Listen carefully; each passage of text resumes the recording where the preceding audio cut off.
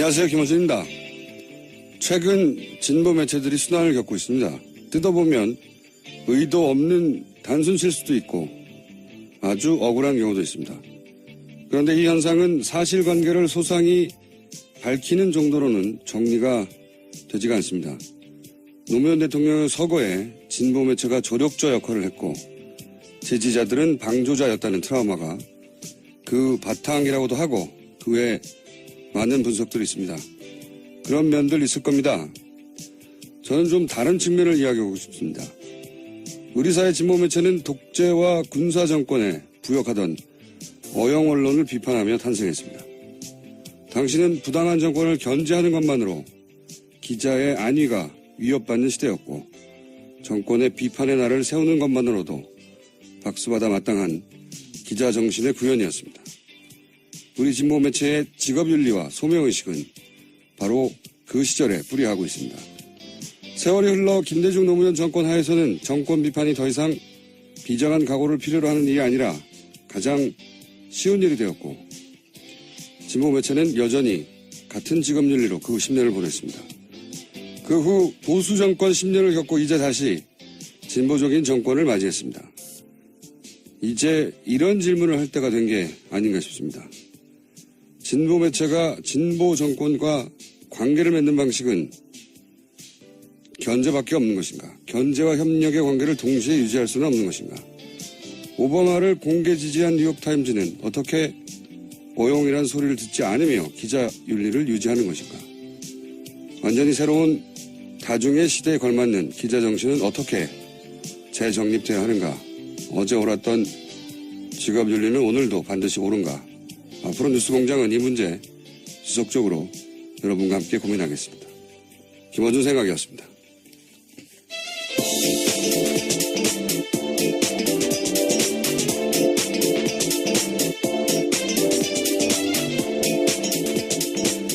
시사인의 김은지입니다. 네.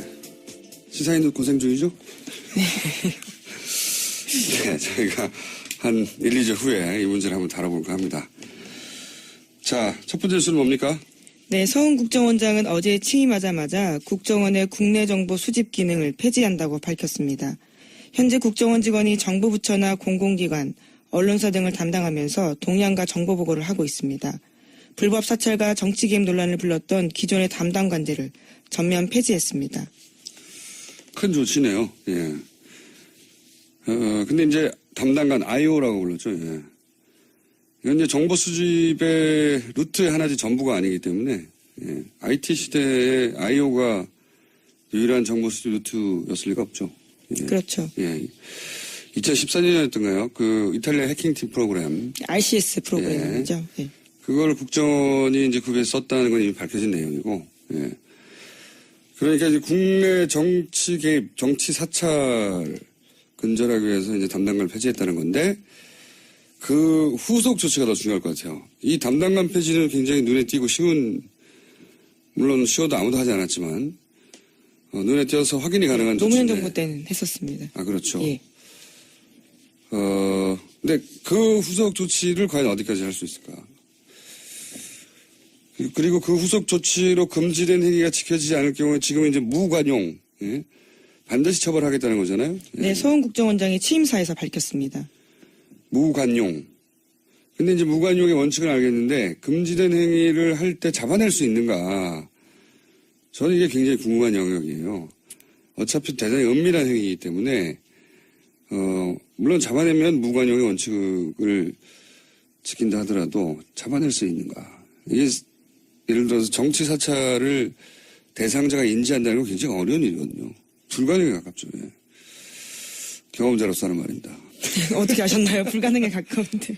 그건 타고난 촉과 오랜 경험과 관찰력, 집중력, 내 주변에 있는 사람들에 대한, 내 주변의 차에 대해서 평상시와 다른 것이 무엇인가. 그거는 정말 관찰력이 필요해요. 예. 스쳐 지나간 것을 놓치지 않는 이하간.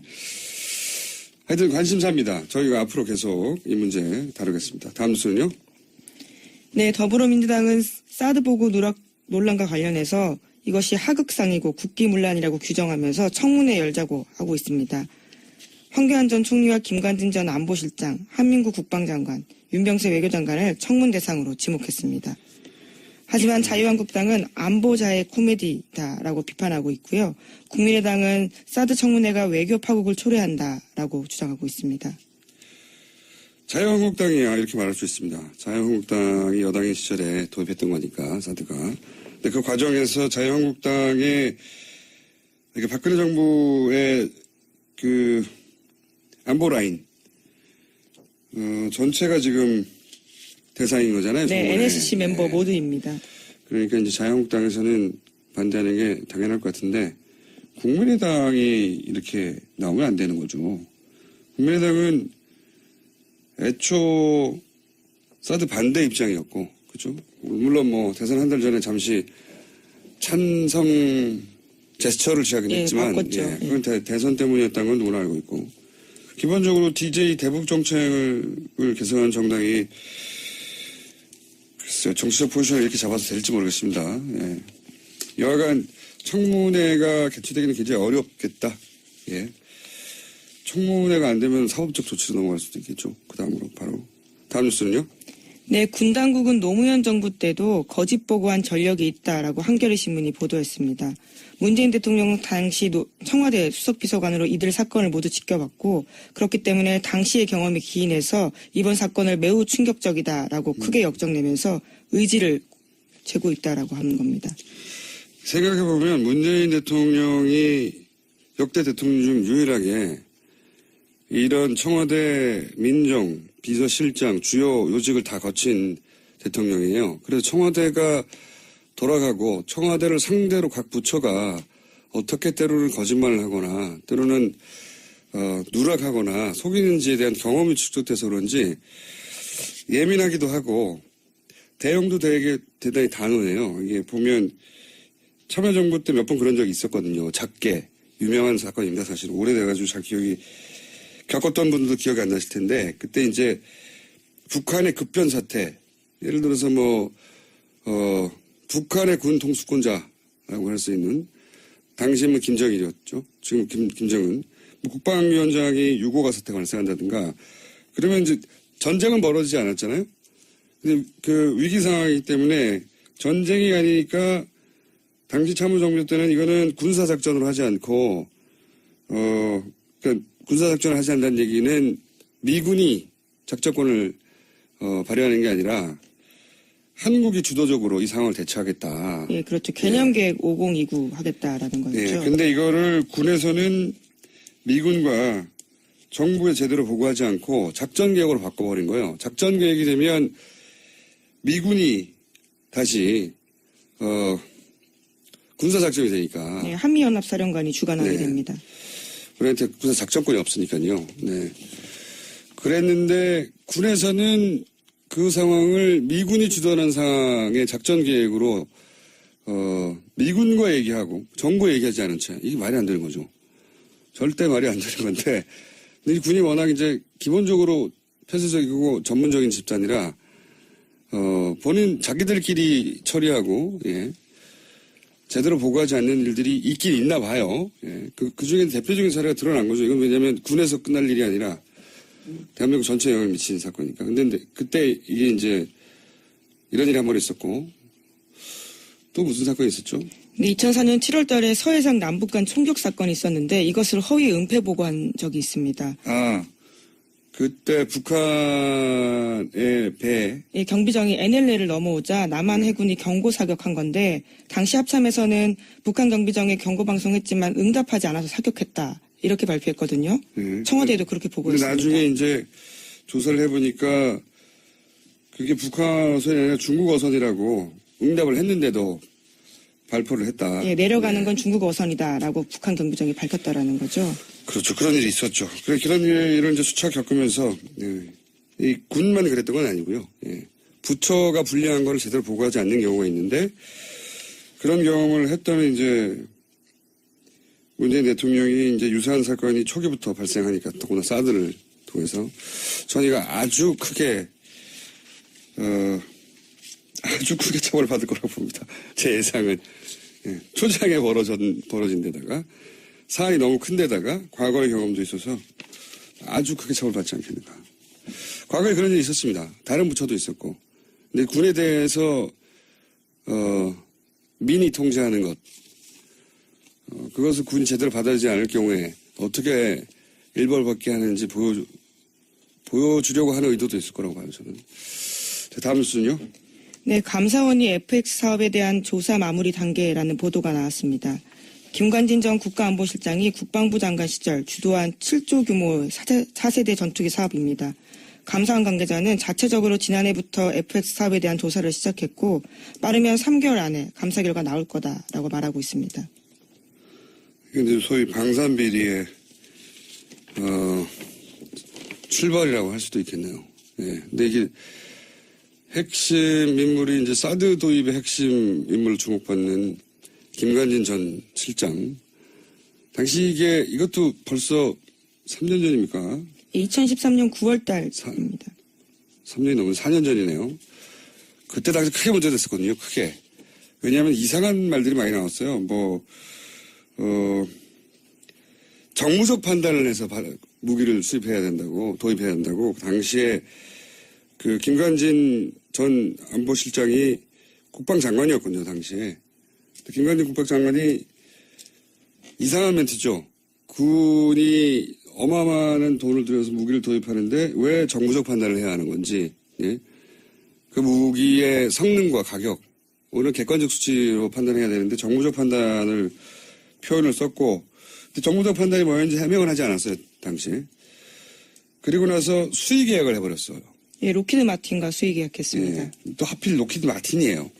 로키드 마틴이 바로 이 사드, 이 사드를 이렇게 이상한 방식으로 사드가 꼭 필요하다 하더라도 이러한 방식으로 도입한 것에 대해서 의구심을 제기하면서 한 축으로 이제 로키드 마틴과 특수관계가 아니냐 이런 의구심을 계속 여기저기서 제기해 왔거든요. 근데 그 관계가 그런 관점에서 보자면 굉장히 오래된 거죠.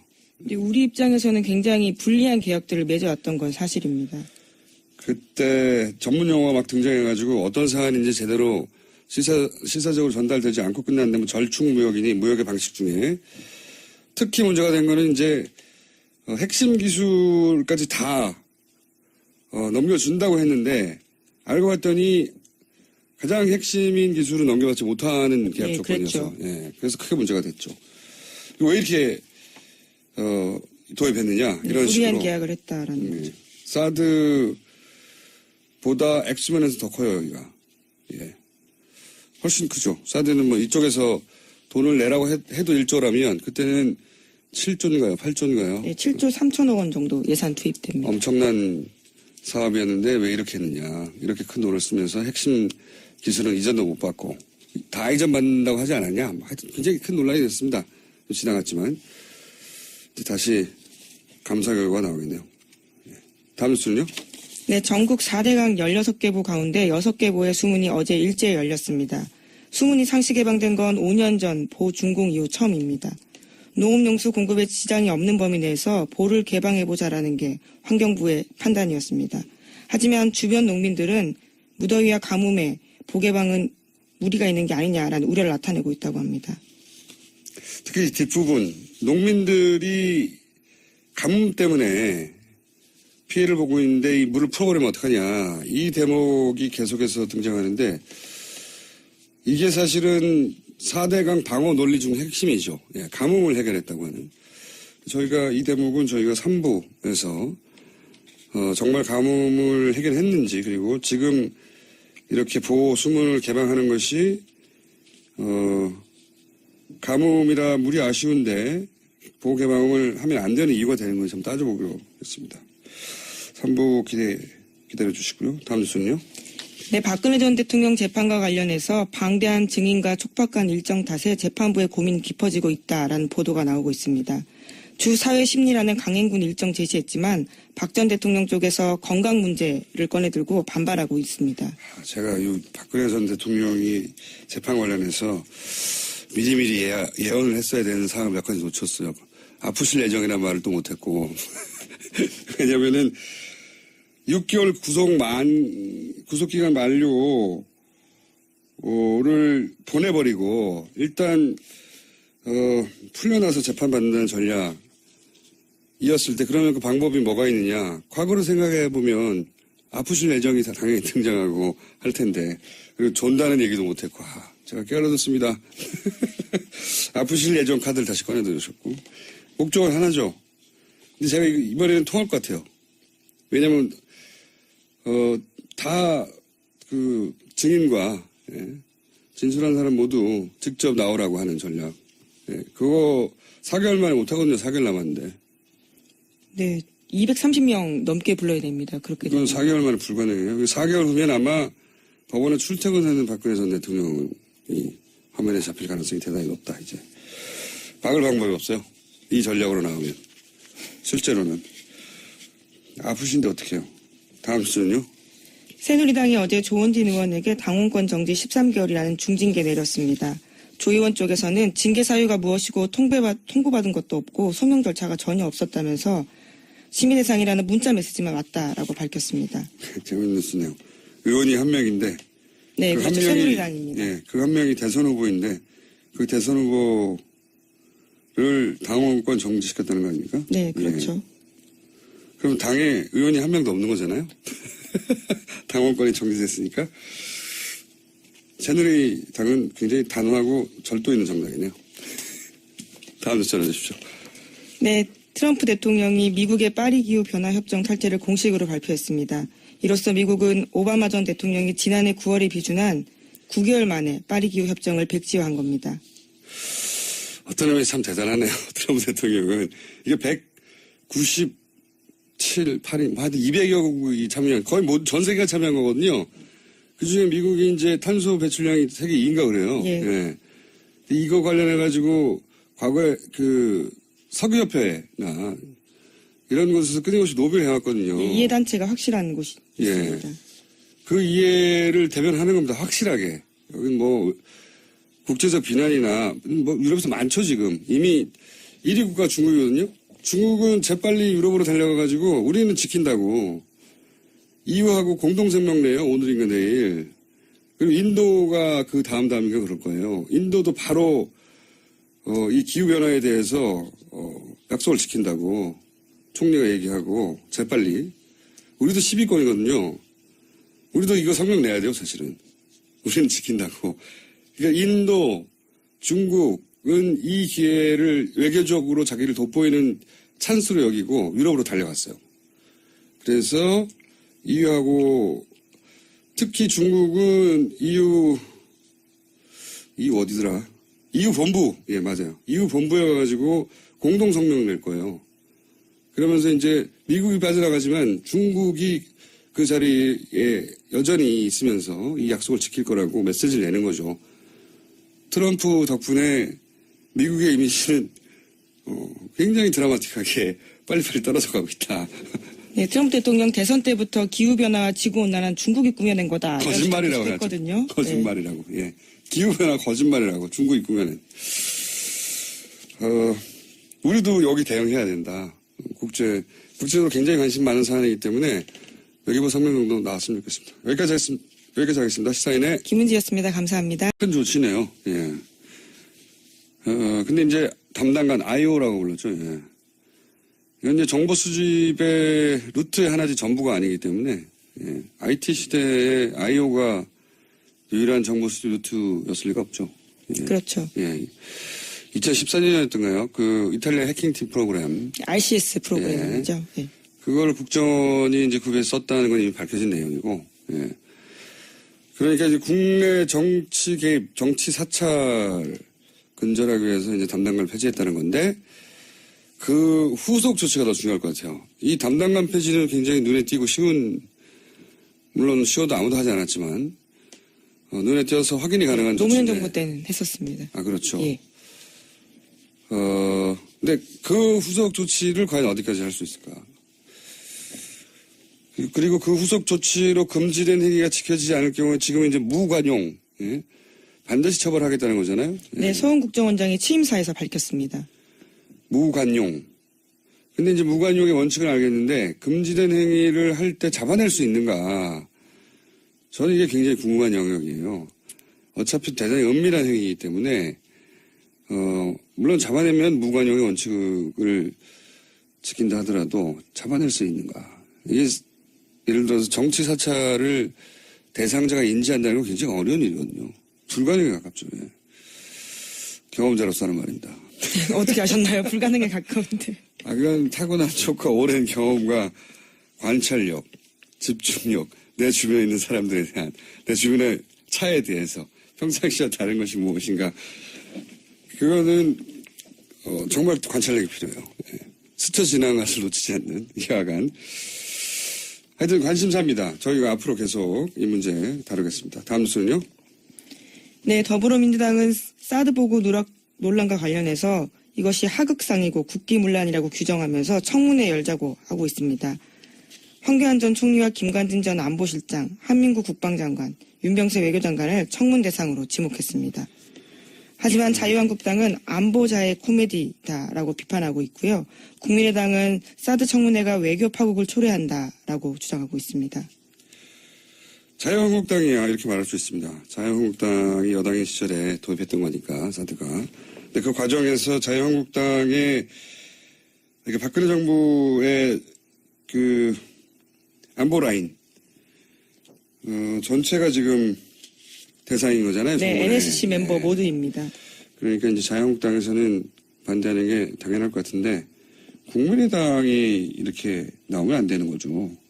국민의당은 애초 사드 반대 입장이었고, 그죠? 물론 뭐 대선 한 달 전에 잠시 찬성 제스처를 취하긴 했지만, 바꿨죠. 그건 대선 때문이었다는 건 누구나 알고 있고, 기본적으로 DJ 대북 정책을 개선하는 정당이 글쎄요, 정치적 포지션을 이렇게 잡아서 될지 모르겠습니다. 예.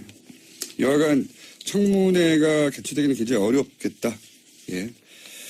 청문회가 안 되면 사법적 조치로 넘어갈 수도 있겠죠. 그 다음으로 바로. 다음 뉴스는요? 네, 군 당국은 노무현 정부 때도 거짓 보고한 전력이 있다라고 한겨레 신문이 보도했습니다. 문재인 대통령 당시 청와대 수석비서관으로 이들 사건을 모두 지켜봤고 그렇기 때문에 당시의 경험이 기인해서 이번 사건을 매우 충격적이다라고 크게 역정내면서 의지를 재고 있다라고 하는 겁니다. 생각해보면 문재인 대통령이 역대 대통령 중 유일하게 이런 청와대 민정, 비서실장, 주요 요직을 다 거친 대통령이에요. 그래서 청와대가 돌아가고 청와대를 상대로 각 부처가 어떻게 때로는 거짓말을 하거나 때로는 누락하거나 속이는지에 대한 경험이 축적돼서 그런지 예민하기도 하고. 안녕하세요. 김원준입니다. 최근 진보 매체들이 순환을 겪고 있습니다. 뜯어보면 의도 없는 단순 실수도 있고 아주 억울한 경우도 있습니다. 그런데 이 현상은 사실관계를 소상히 밝히는 정도로는 정리가 되지가 않습니다.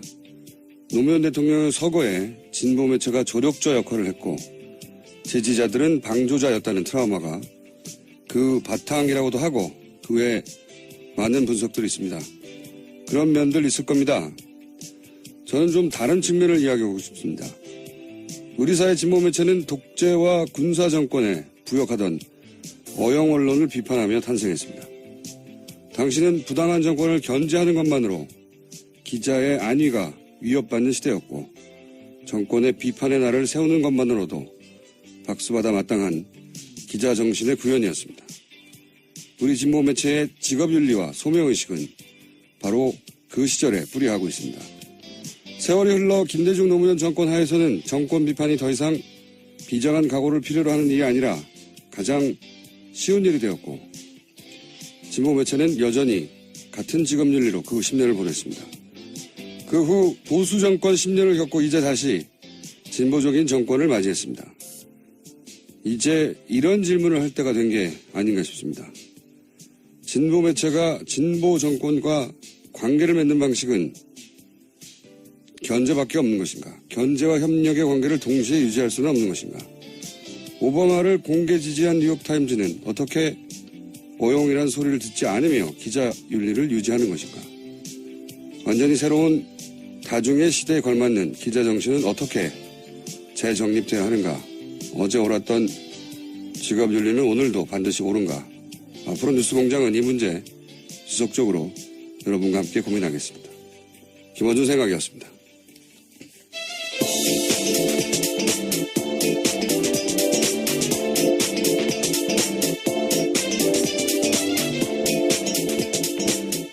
시사인의 김은지입니다. 네. 시사인도 고생 중이죠?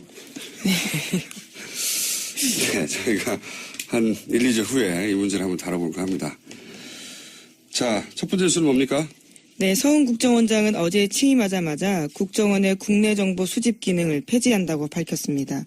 현재 국정원 직원이 정부 부처나 공공기관, 언론사 등을 담당하면서 동향과 정보 보고를 하고 있습니다. 불법 사찰과 정치 개입 논란을 불렀던 기존의 담당 관제를 전면 폐지했습니다.